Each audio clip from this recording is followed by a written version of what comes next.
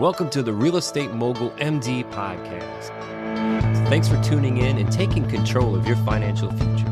This is a show where we not only motivate and inspire, we give you actionable real-world experience to help you live life by design.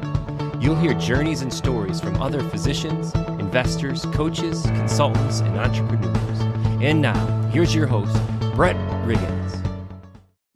Hey, everybody. Here we are again, another episode. And today we're going to bounce back into the commercial real estate world. And I'm excited to share the experience of our next guest and some transparency on kind of a couple different platforms here. But he's an accredited investor with over 30 plus deals in the passive world of limited partnerships and has since transitioned into the active side via Eagles Flight Equity Group and the Ateleia Family Office. As an investor for over 30 years, real estate is one of his favorite investments.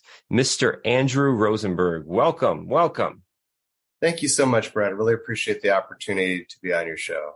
Awesome. And when we came on today here in the Carolinas, all the way on the other side of the world, almost from you, it's Eastern time. It's about lunchtime. But as you came on, you told me good morning. You're actually in Hawaii, right? Yes. Thank you. Very much excited to talk to you, Brett. You know, bright and early out here, but that's when the best stuff is usually done. Yeah. So very cool. And man, it's got to be horrible living in Hawaii, huh? I don't get much sympathy for the time. It's pretty lovely out here. We're dealing with some fires in Maui right now that were pretty tragic. But I'm actually on a different island. I'm on Oahu, but it's a small, tight-knit community in our state, so it's still pretty personal to home. But yeah, very lucky to live out here. Yeah, love it. Yeah. And just letting all of our listeners know that you are not a physician. I am not a physician. No. All of our listeners are going to be a very, very high percentage actual physicians. So how are the two of us on here talking to physicians? Well, the combination, the joint direction here is real estate, right? So can you share with us just a little bit on what path looked like for you? How did you get into real estate? Oh, okay, sure. I'd been in the stock market since I was about 13 years old, actually. So I'd always loved it. My bar mitzvah gift when I was 13 years old from a bunch of relatives in Minnesota came with a caveat, and it came with, you need to invest this money in a stock. And, it was a very educational gift too. So I bought a few shares of Smucker's Jams and Jellies, I think at the time. And I want to say it was like $60 a share. It quickly went to 80, and you're making 20 points and you're thinking, wow, this is a pretty cool way to make money. And even when I wasn't investing, it was always something I liked reading about. I always just enjoyed learning about companies and how they could structure a deal versus some other company. I always found that stuff fascinating. So I was involved in the stock market for much of my life. And, I'm old, so I've already experienced, a couple crashes and things. And just some of the manipulations and the crashes of markets and the volatility just never excited me. And then paying all the money in taxes, and then the opportunity to tie up my money forever in a government sponsored vehicle with changing rules and having to wait till I'm 60 something to take it out if they don't tax it before then. Just something about that just never appealed to me. So about 10 years ago, we bought our first property, and it was like, wait, you mean I don't have to pay taxes on my rent? Because of depreciation, I was like, well, this is interesting. Let me learn a little more about this thing. Then you learn about cost segregation studies to accelerate depreciation. And, it was like, okay, I think I need to take this real estate thing a little more seriously. Then you start learning about real estate professional status, which is the number one thing, we always recommend to medical professionals is to have their spouse, ideally, if they're not also a doctor, is to, pursue the path of a real estate professional, so that you're not paying ridiculous amounts of taxes on the high incomes that doctors make. And, especially because most doctors are obviously having to pay tremendous student loans back. So, that's kind of the path of why I love real estate now. I still dabble in stocks. I'm still involved in it. But, from a financial standpoint, the tax advantages of real estate are just too strong. Yeah. So many benefits in that. And interesting, you got into the REP, rep piece of that as well too, to maximize the benefit, right? The thing that I've come across in this, Andy, is that a lot of physicians are married to physicians. So it's actually where there's a two physician household where nobody has time. So how do we get this REP benefit when neither of us have time? So that's actually a very interesting challenge. But anyway, in this path too, so your first deal, what was that first deal? It was a house, right? Did you say it was a house? A duplex. Yeah, it was a duplex. It was a little, post GFC. So the pricing was very attractive. It was a relatively newer build. It was in an area of North Idaho that's a resort area, but it was growing rapidly. A lot of money was flowing in from California for a number of years. And it was an area I was familiar with because we'd been there, on vacation a few times. We had friends up there. My father had a second home. So it was an area I knew well. And we bought a place, made all kinds of mistakes, haphazardly hired property managers, learned about that. Realized, okay, this was let's do this again, but let's do this a little more structured. It turned out buying too many houses was an absolute disaster. It becomes its own job. Didn't like that. And then I met a gentleman who was doing syndications. And I'm thinking, oh, this is a lot easier. I definitely hate ever dealing with landlords. I don't enjoy writing insurance checks and property taxes. And I don't really like getting calls that the radiator's broken or the roof is falling apart. So we made a transition slowly to start buying up a couple, investments with syndications. And it was kind of nice because you can buy a storage property one day. You could buy a warehouse somewhere else. You can buy an apartment building. There's a vast array of asset classes within commercial real estate. So it seems like you're a little more diversified, or you can take advantages of market inefficiencies. So depending on what was overpriced or underpriced, you don't only have to buy apartment buildings. Like right now, if you have, really big cojones, you could be buying office if you somehow if you thought that was a good deal or not. I mean, I'm just saying you could. Like right now, I wouldn't necessarily think going into like Dallas and buying an A-class property is probably the greatest investment if you're using a ton of debt. But some people do it well. There's also nuances to all this. So that was what interested me about syndications. So we got into that pretty hot and heavy. And it's a learning experience. You also learn about how to vet a sponsor and what to look for in deals. And commercial real estate is different than regular residential real estate. If you buy a house, it's generally going to be valued, on, the house next door, right? Appraisals. Whereas commercial real estate is going to be largely, based on NOI, net operating income, and cap rates. There's a kind of that fuzzy area between now that when people are short-term renting houses. So there's that gray area, but that's generally how you would, compare commercial real estate and basic residential real estate. Yeah. You said if you had cojones right now, you could be buying office space. I kind of laughed a little bit, having a general idea of what you're talking about. Can you tell the listeners a little bit more about what you mean? Like right now, what it's actually risky right now because of a certain trend, right? Is that what you're saying? Yeah, just oftentimes we find in America that the narrative is stronger than the math. And by that, I mean that the perception of fear in some instances can be greater than the actual reality. We tend to put things on polemic polls. So NVIDIA trading at 400 times earnings, everyone's excited about AI. I am rather dubious that NVIDIA, the stock, the chip maker, could ever get to a valuation 5-10 years from now, the stock price, to ever justify 400 times earnings. And likewise, everybody says, oh my God, office is over. No one's ever going to go back to the office again. Kind of thinking that's a little bit of an overreach. Just like how many years ago did everybody say retail is dead? No one's ever going to a shopping store anymore. Drones are going to deliver all my groceries and Amazon's going to take over the world. Now, I'm not saying Amazon didn't grow and people don't shop less and certain shopping malls did go the way of the dodo bird. But in fact, it's still very much people love to go to food courts and people walk around the mall and it's still an entertainment thing. And depending on the location of the mall and how it's run, a lot of malls are still very profitable.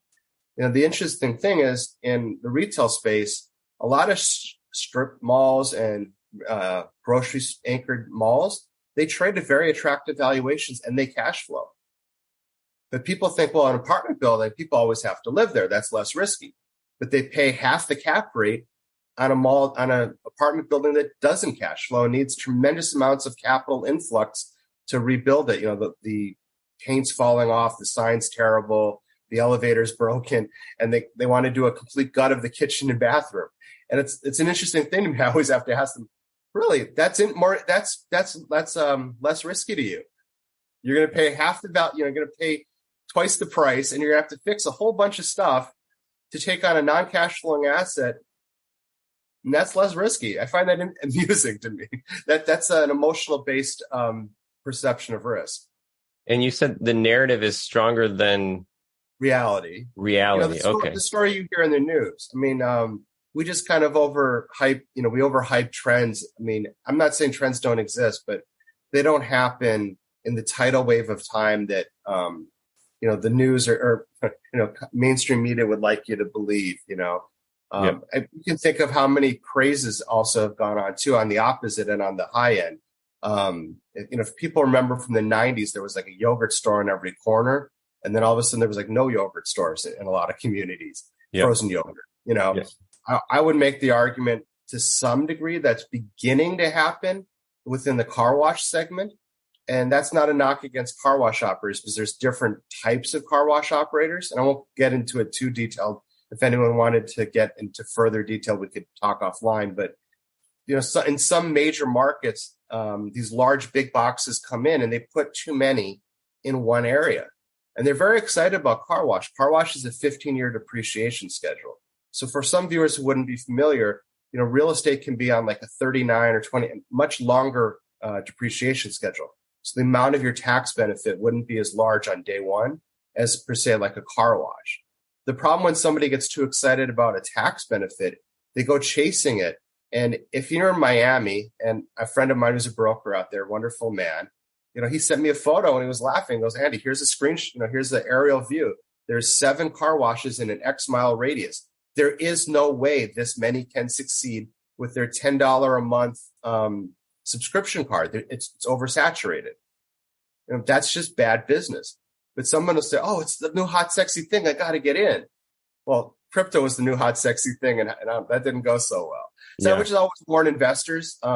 Knee-jerk reactions are usually not very intelligent, either on the upside or the downside.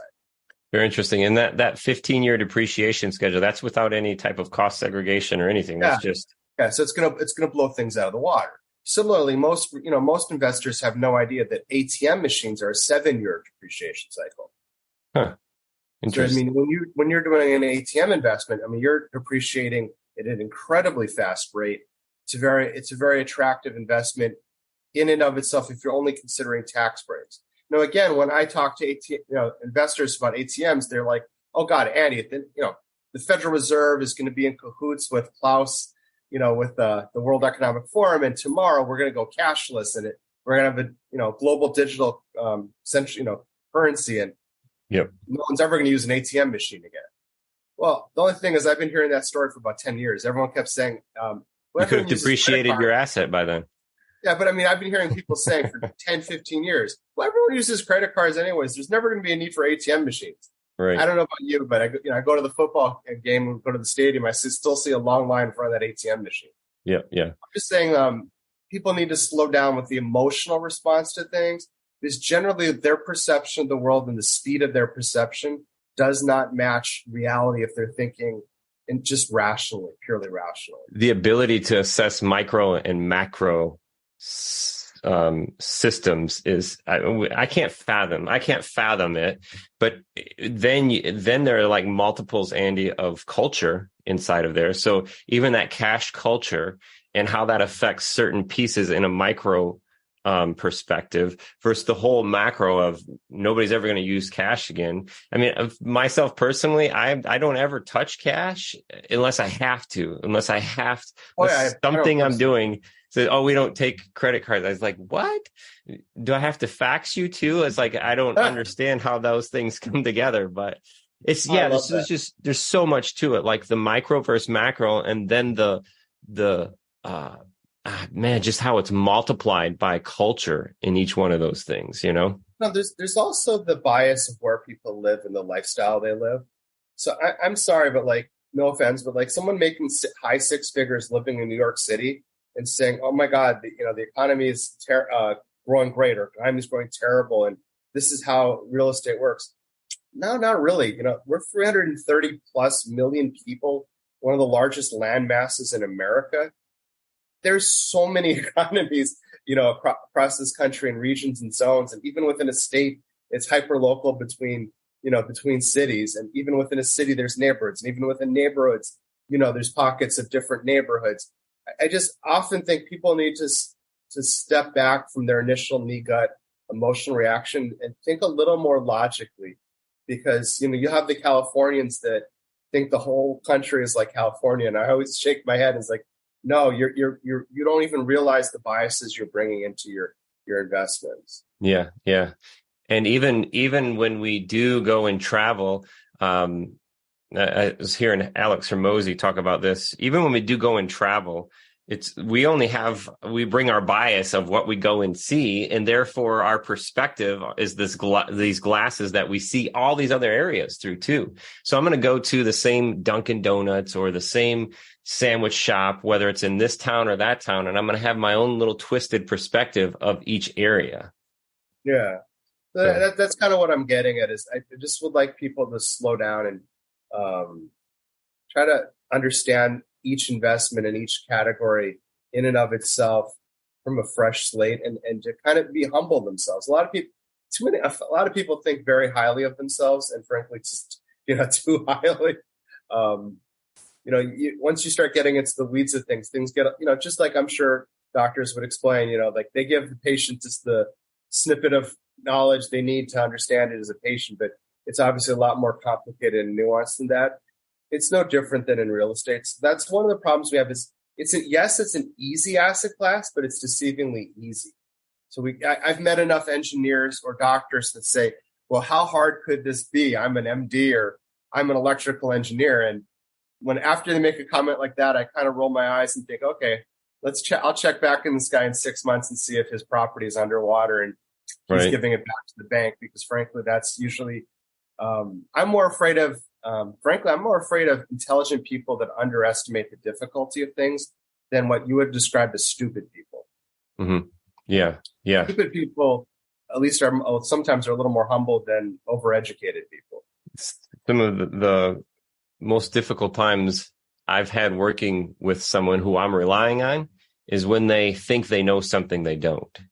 And it's just traumatic. So in this direction then, Andy, how can we start to help physicians take action? I know you've got, I watched some of the clips there on CRE Spotlight, which is a very interesting show over there on YouTube. And I'm kind of working with some other syndicators, some other investors as well too. What would be your suggestion to physicians who are either just getting started in the limited partnership perspective LPs, going out there to take a look at some jockeys and look at some horses. And then from there, I mean, what would you tell to a physician who's looking to get their next deal?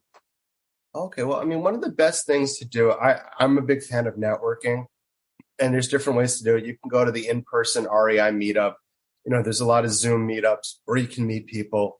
There's some that aren't as expensive. There's masterminds you can join. So it's like a group of real estate people. There's different types of them.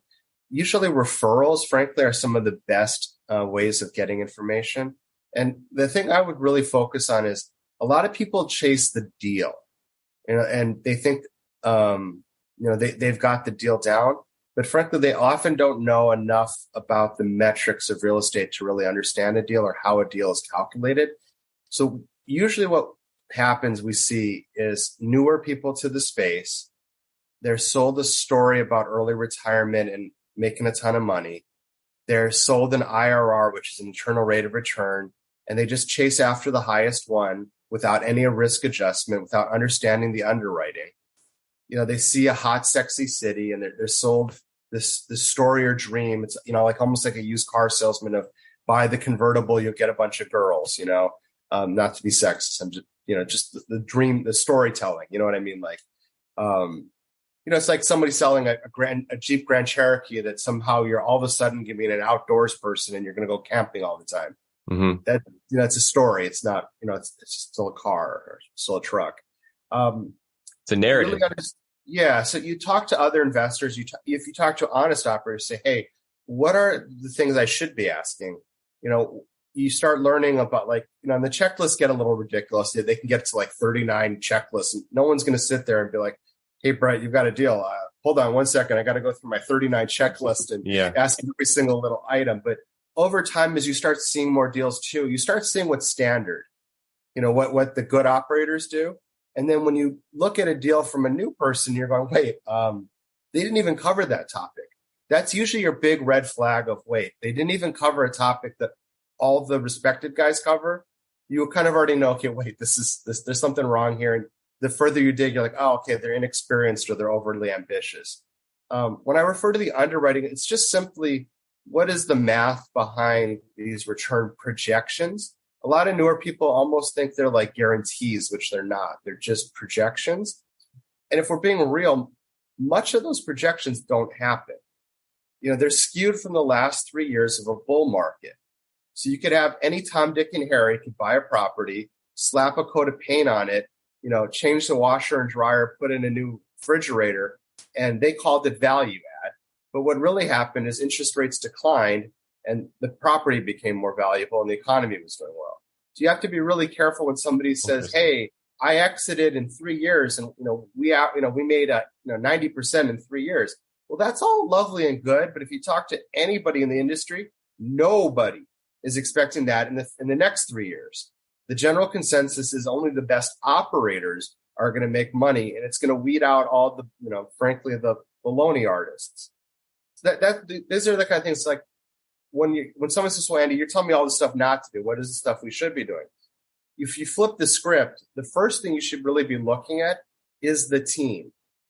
And anyone who's owned real estate in other capacities is always going to know if you have a terrible property management team, the investment doesn't make money and you're miserable, depending on how bad the property management team is.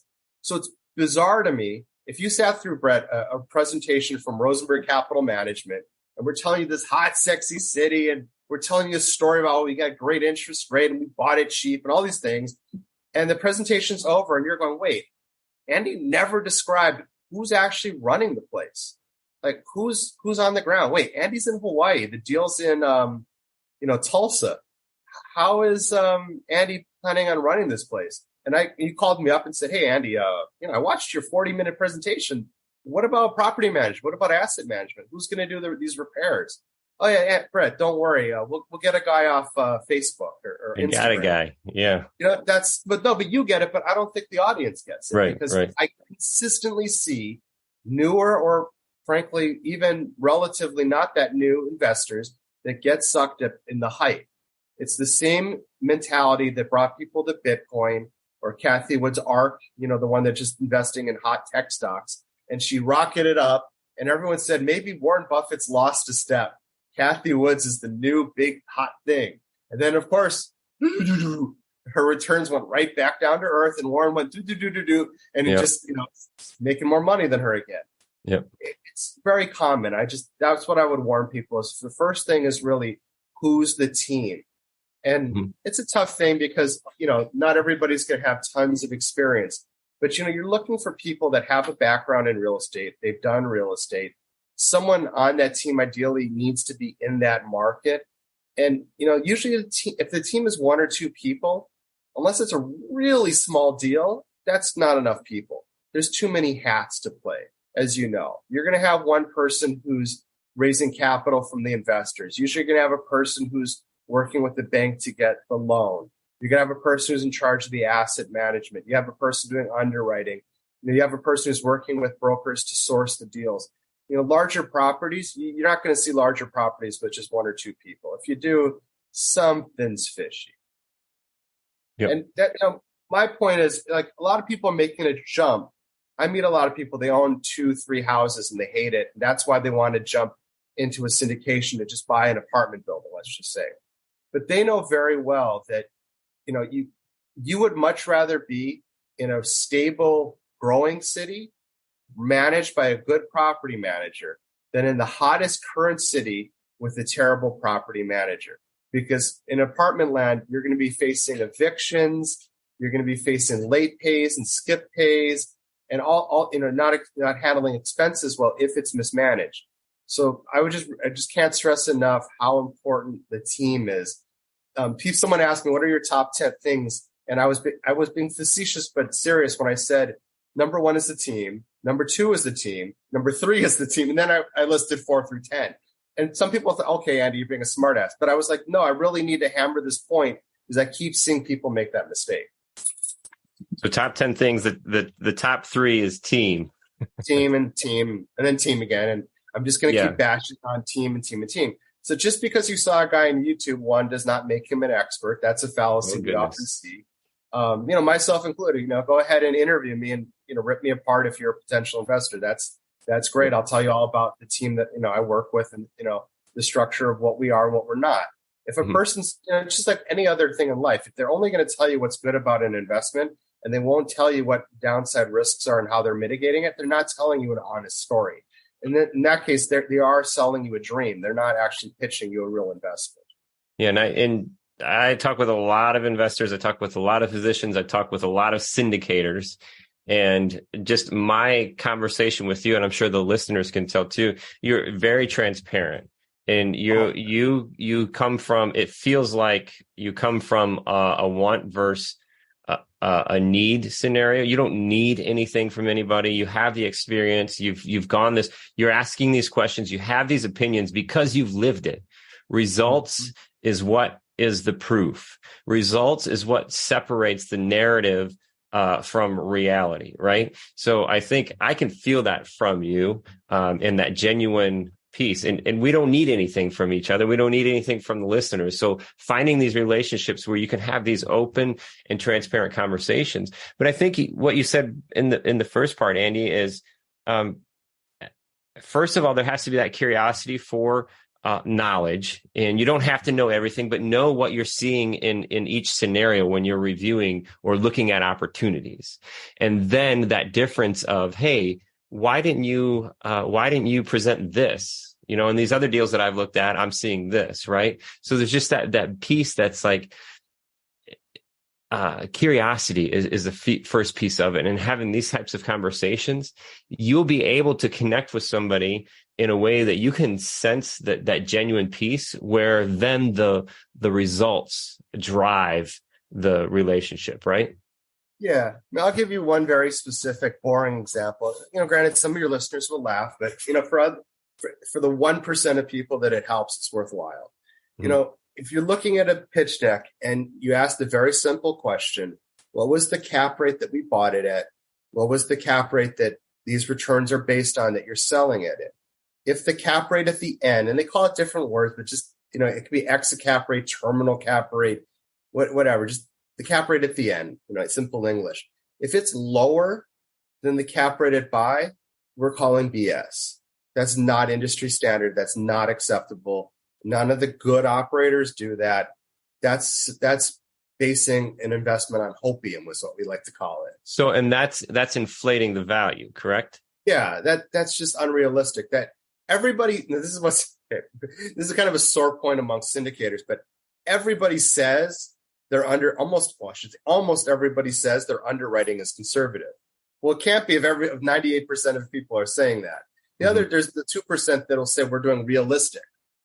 All right, whatever that means. But if you're really truly being conservative and you're going to underpromise and overdeliver to your investors, and you're trying to give them a threshold of, yes, our returns are high enough to make it worth you to take this risk, but we're not going to try to overpromise you and disappoint you. You would value it on, even when I try to sell it, that the metric of valuation, like a PE, just imagine like an inverse of a P, that's what it should be higher for a cap rate.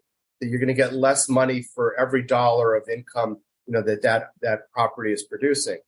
Most people do anywhere from 50 basis points, which is like, 0.5% to 1% higher.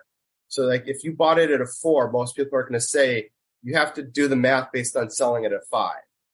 If you said you bought it at a 5 and you're selling it at 4, you're juicing the returns by, saying it's going to be valued more richly for every dollar of income later. Like that's ridiculous. So that in itself, that's a humongous red flag. If you see that as an investor, my first comment is cut all communication and run for the hills, because it's either a shyster or a completely incompetent person.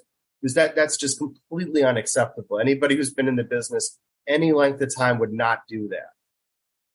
So you're saying the cap rate at purchase, say the cap rate at purchase is 7, and then the projection at whether it's refinance or sell or whatever it is, that ends up at 6. You're saying that is not a good projection. You will be off my Rolodex, Brett, and frankly, you will be lampooned behind the scenes to pretty much everybody I know within the real estate community. Okay. And what would actually, is there anything in reality that would cause that cap rate to drop? Oh, it could. But the whole point is, these investments we're looking at are anywhere from 3 to 5 year holds, 5 to 7 year holds, or upwards of 10 year holds. We do not know what's going to happen in the future.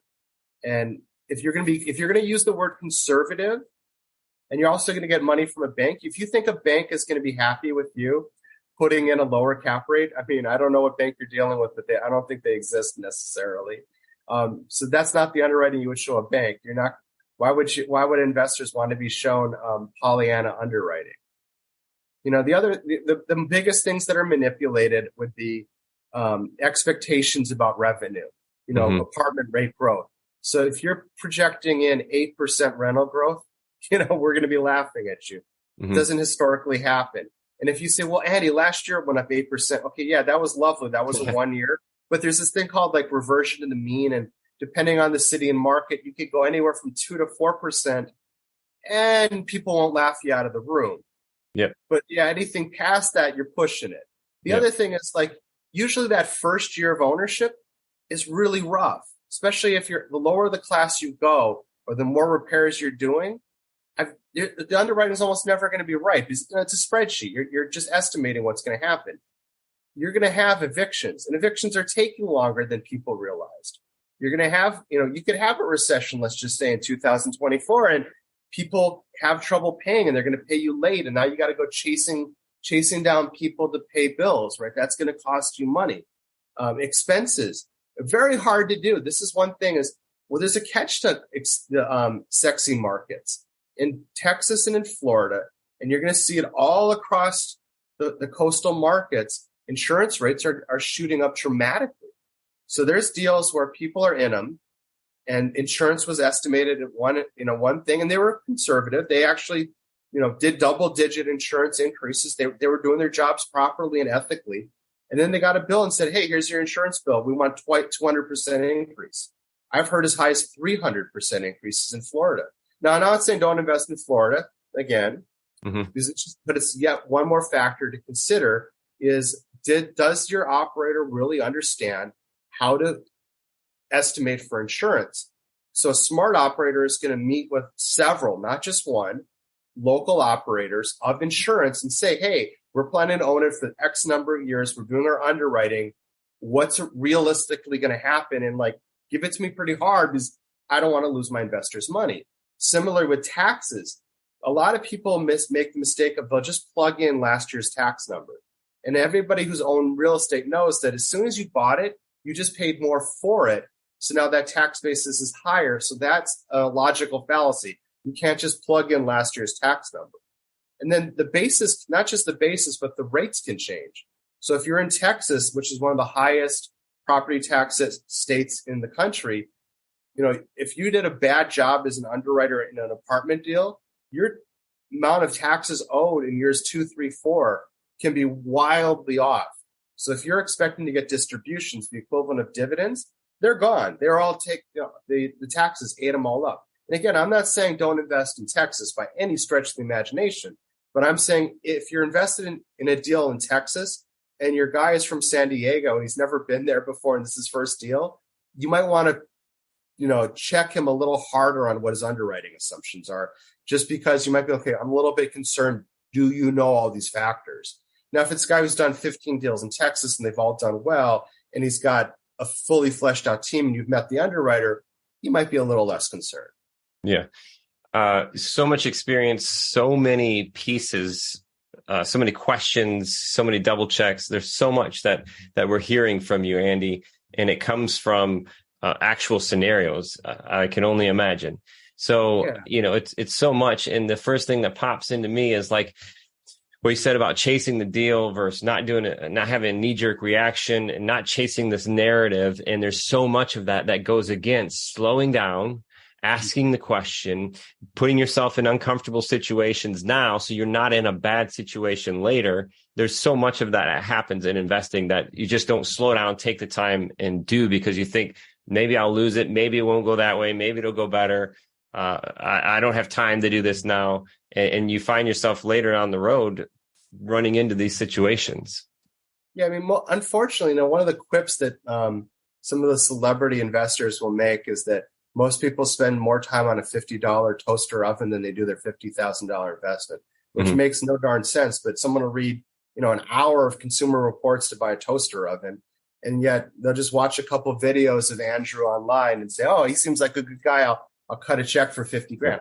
I don't want your 50 grand if that's what you do, frankly. I'm going to run you through the whole investment ethically because I just can't do that. And, obviously it's just not a good fit. And someone's going to look at me like, you would turn down a $50,000 investment? Absolutely. One thing is I do not need the SEC coming down my neck. The other thing is it's just not good business. If you don't have the experience that you want, which is an experience maybe I can't provide, because your expectations are one, unreasonable or uninformed, it's not a good fit for either of us. If I'm doing a deal that's a highly risky land development deal in Texas with tremendous upside with a really good developer, but it's very early and we're doing entitlements and permitting, and it's going to be like a 10-year hold, and at the end we're going to make a ton of money. If you're a 67-year-old retired nurse and you live alone with 5 cats, like, probably not a great deal for you. I'm probably not going to tell you, I'm flat out, this is not a good investment for you. But I might tell you, hey, my friend Don Spafford runs an RV park investment that they've had relatively good stability and they've got great cash flows and they've been paying out pretty good distributions. Or I might tell you to call my friend Wesley Fikes, and he's got a very boring storage deal. Now, storage can run the gamut of things, but he likes the more stable ones that pay out distributions. I might say, hey, this is a better investment for you, for your circumstances of life. Probably shooting for the stars and a big equity payout at the end might not be appropriate for a 67-year-old who's, fully retired and has, bills to pay. Yeah, absolutely. Makes sense. If the listeners out there want to talk more with you, learn more about what you're doing and, grab some more of that experience that you're sharing with us today, is the best way to connect with you on LinkedIn? Yeah, the best thing to do is on LinkedIn. I actually do respond to all the DMs. Some of my posts aren't necessarily real estate related posts. A lot of them are mindset posts or just different mental thinking model posts. But I do post on real estate as well. And if, people will often ask me like, this is who I am and this is what I do. And so I can understand their background. I'll often say, hey, here's 3 syndicators that I personally know or I've invested with that might be a good starting point for you. I'm not saying invest with them. I'm saying they're a good starting point. These are honest, ethical people that I know run their businesses properly.